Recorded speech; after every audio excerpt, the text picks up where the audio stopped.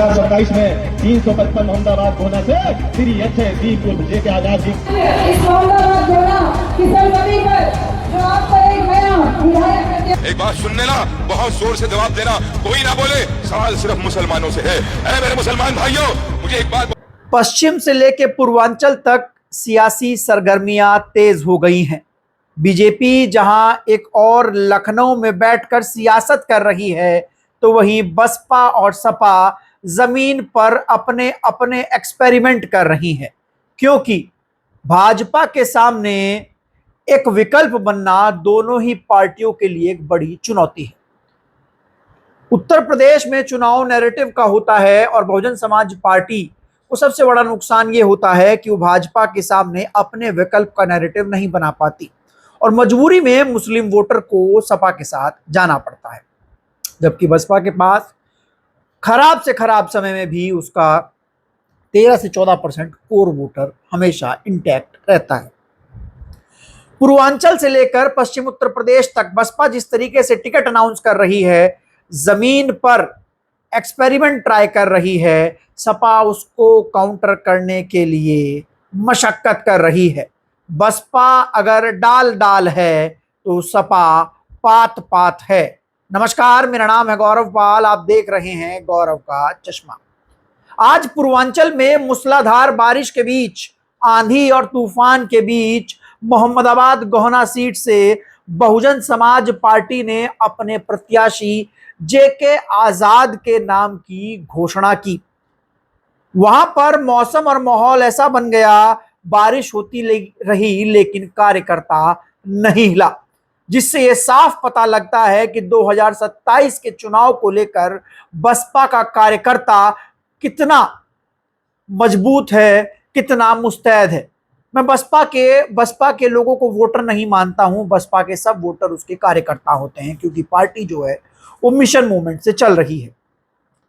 आपको बता दें कि मोहम्मदाबाद गोहना रिजर्व सीट से बसपा के ही पूर्व दिग्गज, इस समय समाजवादी पार्टी से विधायक हैं, राजेंद्र कुमार, जो कि अखिलेश यादव के करीबी बताए जाते हैं। 2021 में वो पार्टी छोड़कर गए थे। बड़ा सवाल यह है कि बहन जी ने इतने मजबूत कैडराइज नेता के सामने एक 34 साल के युवा को मैदान में उतारा है। 2027 में 355 मोहम्मदाबाद गोना से श्री अच्छे दीप उर्फ जे के आजाद जी को आपका प्रभारी और प्रत्याशी बनाने का काम किया है। मेरे साथियों, आपका माला और उस 34 साल के युवा की पॉलिटिकल ट्रेनिंग की है इंदु चौधरी ने। जी हाँ, वही इंदु चौधरी जो लालगंज से बसपा के टिकट पर चुनाव लड़ी थी और पूर्वांचल में लगातार बसपा को तैयार कर रही हैं। आपको बता दें कि इंदु चौधरी ने 2024 में बसपा की करारी हार के बाद से ही लगातार पूर्वांचल में खासकर आजमगढ़, घोसी, गाजीपुर, मऊ, इस क्षेत्र में बसपा को तैयार करने का काम किया है। और इंदु चौधरी जिस तरीके से आज भाषण देती हुई नजर आई, उससे यह साफ पता चल रहा है कि इंदु चौधरी ने जो कैंडिडेट यहां से घोषित करवाया है मोहम्मदाबाद गोहना से, जेके आजाद, वो समाजवादी पार्टी को और बीजेपी को कड़ी टक्कर दे सकता है। बीएसपी सुप्रीमो मायावती ने इंदु चौधरी को पूर्वांचल में आजमगढ़ का प्रभारी बनाया हुआ है और आजमगढ़ के आसपास की जो सीटें हैं, जैसे आजमगढ़ सपा का गढ़ है, गाजीपुर, मऊ, घोसी, ये सब सपा का गढ़ माना जाता है। यहां पर बड़ी संख्या में बसपा का वोटर सपा की ओर शिफ्ट हो गया था। बीएसपी की सबसे बड़ी चुनौती यही है कि उस वोटर को वापस लेकर आना और इस तरीके से लेकर आना कि 2027 में भाजपा के सामने एक मजबूत विकल्प बनकर खड़ी हो, ताकि मुस्लिम वोटर को मजबूरी में सपा के साथ ना जाना पड़े, वो दलित मुस्लिम गठजोड़ बनाए और बसपा के साथ आ जाए। और इसी चीज से अखिलेश यादव परेशान है। पूर्वांचल से चलते हैं पश्चिम की ओर। पश्चिम में देखते हैं कि हाल ही में जो 1 जुलाई को टिकट अनाउंसमेंट हुआ, वो भी मूसलाधार बारिश में हुआ था, फिरोज आफ्ताब का, उसने सहारनपुर की सियासत में वो खलबली मचा दी है दोस्तों कि अखिलेश यादव को अपने पुराने लोग याद आने लगे हैं। 1 जुलाई को फिरोज आफ्ताब का टिकट अनाउंस हुआ। टिकट अनाउंस नहीं हुआ, एक तरीके से एक जलजला आया।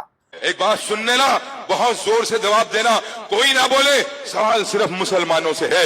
ऐ मेरे मुसलमान भाइयों, मुझे एक बात बताओ जोर से, 2 और 2 मिला दिए जाए तो कितने होते हैं? शाबाश। कि अब वोट जज्बात में नहीं दिया जाएगा, अब वोट अकल से दिया जाएगा, अब वोट भाईचारे के लिए दिया जाएगा, अब वोट मोहब्बत का दिया जाएगा, अब वोट अपनी असमत को बचाने का दिया जाएगा। 20% वोट मुसलमान का मेरे सामने नारा टंगा दिया गया, ये जवान कुर्बान भैया तेरे नाम। इसमें ना अकल थी ना कुछ थी, महज जज्बात थे, और उसके अंदर मैं बहकावे के अंदर आ गया। 20 का 20% वोट मैंने दे दिया, और जिस भैया को वोट दे रहे थे उसका यहां 7% वोट है। उस 7% वोट में से 70% भाजपा को जाता है। और फिरोज आफ्ताब ने जिस तरीके से वो भाषण दिया मुसलमानों के लिए, कहीं ना कहीं उसका मैसेज सहारनपुर से निकलकर, पश्चिम से निकलकर बुंदेलखंड अवध को होता हुआ पूर्वांचल तक गया कि मुस्लिम वोटर को कैसे बसपा के साथ आना है। यह भाषण समाजवादी पार्टी के दफ्तर तक भी पहुंचा होगा, और इसकी वजह से ही शायद फिर से साहिल खान की वापसी हो चुकी है समाजवादी पार्टी में। वही साहिल खान जो कि 2022 तक समाजवादी पार्टी से तैयारी कर रहे थे, आखिर में धर्म सिंह सैनी का टिकट समाजवादी पार्टी से हुआ, साहिल खान का टिकट कटा, साहिल खान बसपा से चुनाव लड़े और तीसरे नंबर पर रहे, 55,000 वोट पाया, और अब साहिल खान फिर से समाजवादी पार्टी में आ चुके हैं। टिकट कटने पर साहिल खान खूब नाराज हुए थे, बसपा से आकर चुनाव लड़ गए थे। उन्होंने कई बार अखिलेश यादव पर मुसलमानों के मुद्दे ना उठाने के आरोप भी लगाए। हालांकि राजनीति है, राजनीति में कुछ भी होता है, कभी भी होता है। मौका है, नेता हैं, मौका परस्त होते हैं, मौका पाते हैं फिर वहीं चले जाते हैं। लेकिन साहिल खान की वापसी को सहारनपुर में हल्के में नहीं लिया जा रहा है। जी हाँ, ये वापसी क्यों हुई है और इसके पीछे का कारण है फिरोज आफ्ताब। फिरोज आफ्ताब बहुजन समाज पार्टी से सहारनपुर देहात से चुनाव लड़ने वाले हैं। उनका भाषण मुसलमानों के लिए पूरे उत्तर प्रदेश में एक मिसाल बन रहा है। जिस तरीके से वो कह रहे हैं कि दलित मुस्लिम इकट्ठा होगा, भाजपा हारेगी, सपा के पास मुस्लिम वोटर के अलावा कोई और वोटर नहीं है। अब अखिलेश यादव समझ चुके हैं कि 7 विधानसभा सीटें हैं सहारनपुर में, और फिरोज आफ्ताब अकेले ही सपा की पूरी मुस्लिम लीडरशिप पर भारी पड़ते हुए नजर आ रहे हैं। तो इसलिए समाजवादी पार्टी ने सहारनपुर में साहिल खान की वापसी की है, और यह वापसी बेहट के विधायक उमर अली खां और आशू मलिक ने करवाई है। जी हां, सहारनपुर देहात से विधायक आशू मलिक, जिनकी सीट पर सबसे ज्यादा खतरा मंडरा रहा है फिरोज आफ्ताब के बसपा में आने के बाद। ऐसे में अखिलेश यादव ने साहिल खान की वापसी कराई, और कहीं ना कहीं सहारनपुर में जो मुस्लिम वोटर बीएसपी की ओर जा रहा था फिरोज आफ्ताब से प्रभावित हो, क्योंकि फिरोज आफ्ताब कोई छोटे नेता नहीं है। फिरोज आफ्ताब एक बहुत बड़े नेता हैं और एक बहुत कद्दावर नेता हैं। कैडराइज तरीके से बोलते हैं, अपनी कौम को इन्फ्लुएंस करते हैं, लोग उनके लिए खड़े रहते हैं। और दूसरा, गाड़ा बिरादरी से आते हैं। गाड़ा बिरादरी पूरे सहारनपुर में लगभग 3-3.5 लाख के आसपास है, और सहारनपुर देहात का गाड़ा तो पूरी तरीके से फिरोज आफ्ताब के साथ खड़ा हो गया है। तो जाहिर सी बात है कि तमाम और अन्य विधानसभा सीटों का गाड़ा भी बसपा की ओर ना चले जाए। उस वजह से अखिलेश यादव ने सहारनपुर में अपनी मुस्लिम लीडरशिप में आशू मलिक और आपके उमर अली खां के साथ साहिल खान को भी जोड़ लिया है। अब बसपा का जो टिकट सिलेक्शन है सहारनपुर देहात का, उसने कहीं ना कहीं हालत खराब कर दी है। बात की जाए नकुड़ विधानसभा सीट की, तो नकुड़ विधानसभा सीट से जिससे साहिल खान ने एक बार फिर दम भर दिया है चुनाव लड़ने का, और कह रहे हैं कि चुनाव लड़ा जाएगा अगर उनका टिकट हुआ तो। लेकिन अगर उनका टिकट कट गया तो क्या वो पिछली बार की तरह सपा छोड़ देंगे, किसी और पार्टी से चुनाव लड़ेंगे, बसपा से लड़ेंगे, एआईएमआईएम से लड़ेंगे, किससे लड़ेंगे? क्योंकि टिकट अभी कंफर्म नहीं हुआ है, वो पार्टी में आए हैं। उन्होंने हालांकि एक बात और बसपा पर आरोप लगाया कि बसपा की नेता से मिलने के लिए 5-5 लाख रुपए देने पड़ते हैं। हालांकि उन्होंने आरोप अखिलेश यादव पर भी लगाए थे कि अखिलेश यादव ने धर्म सिंह सैनी को टिकट दे दिया और वो 5 साल से क्षेत्र में मेहनत कर रहे थे। तो नकुड़ विधानसभा की बात की जाए तो 22 में बीजेपी के मुकेश चौधरी वहां से चुनाव जीते थे, जिनको 1,04,000 के आसपास वोट मिला था। समाजवादी पार्टी के धर्म सिंह सैनी 1,03,000 वोट पाए थे और बीएसपी के साहिल खान 55,000 वोट पाए थे। अब धर्म सिंह सैनी को मुस्लिम वोट जो है वो मुख्यतः यहां पर मिला था, कुछ सैनी वोट मिल गया होगा, लेकिन साहिल खान को मुस्लिम वोट नहीं मिला था, साहिल खान को सिर्फ दलित वोट मिला था। तो अब अगर साहिल खान सपा से चुनाव लड़ भी जाते तब भी वो 1 लाख, अगर मुस्लिम वोट उनको मिलता है तब भी वो 1 लाख तक ही अटक पाएंगे, तब भी उनके पास दलित एड ऑन नहीं हो रहा है। अब देखना यह है कि बीएसपी इस सीट पर किसको लड़ाती है। बीएसपी अगर इस सीट पर, अभी तो नाम यहां से किसी सैनी नेता का चल रहा है, लेकिन इस सीट के जातीय समीकरण की बात करें तो इस सीट पर मुस्लिम 1,20,000 के आसपास है, दलित 50,000 के आसपास, गुजर 40,000 के आसपास, सैनी 35,000 के आसपास। अगर इस सीट पर हम जातीय समीकरण की बात करें तो दलित और सैनी समीकरण इस सीट पर बन सकता है अगर सैनी कैंडिडेट यहां से लड़ाया जाए तो। एक बड़े नेता, उनका नाम चल रहा है इस सीट पर वापस, अगर वो आकर चुनाव लड़ते हैं तो वो धर्म सिंह सैनी भी हो सकते हैं, वो साहब सिंह सैनी भी हो सकते हैं।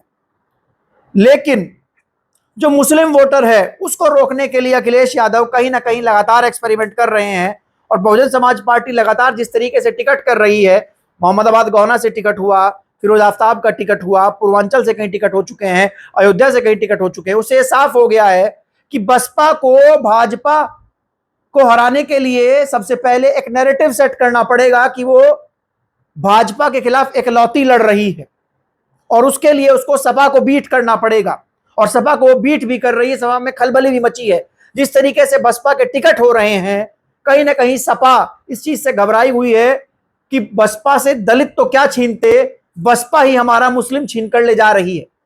तो इसी वजह से अखिलेश यादव ने समाजवादी पार्टी में एंट्री कराई है साहिल खान की। अभी देखना है कि आगे आगे क्या होता है, लेकिन जो भी होगा बहुत मजेदार होगा। उत्तर प्रदेश की सियासत के सारे समीकरण हम आपके सामने लाते रहेंगे, क्योंकि भाजपा के सामने अगर दलित मुस्लिम समीकरण बन सकता है तो बसपा ही बना सकती है, समाजवादी पार्टी इस समय वो नहीं बना सकती। और मुस्लिम वोटर में ये मैसेज जा रहा है।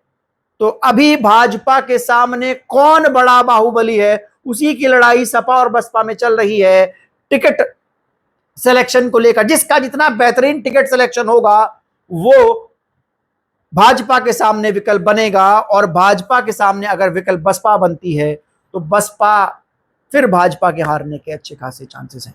आपका क्या कहना है कि क्या साहिल खान की वापसी कराकर अखिलेश यादव फिर से सहारनपुर में मुसलमानों के वोट को अपने पास बनाने में कामयाब हो पाएंगे, या फिर फिरोज आफ्ताब इस बार बसपा के लिए सहारनपुर का किला फतेह करा देंगे और तमाम मुसलमानों को वापस हाथी की ओर मोड़ देंगे? अपनी राय कमेंट सेक्शन में लिखकर जरूर बताएं। तब तक के लिए चलते हैं, धन्यवाद, नमस्कार।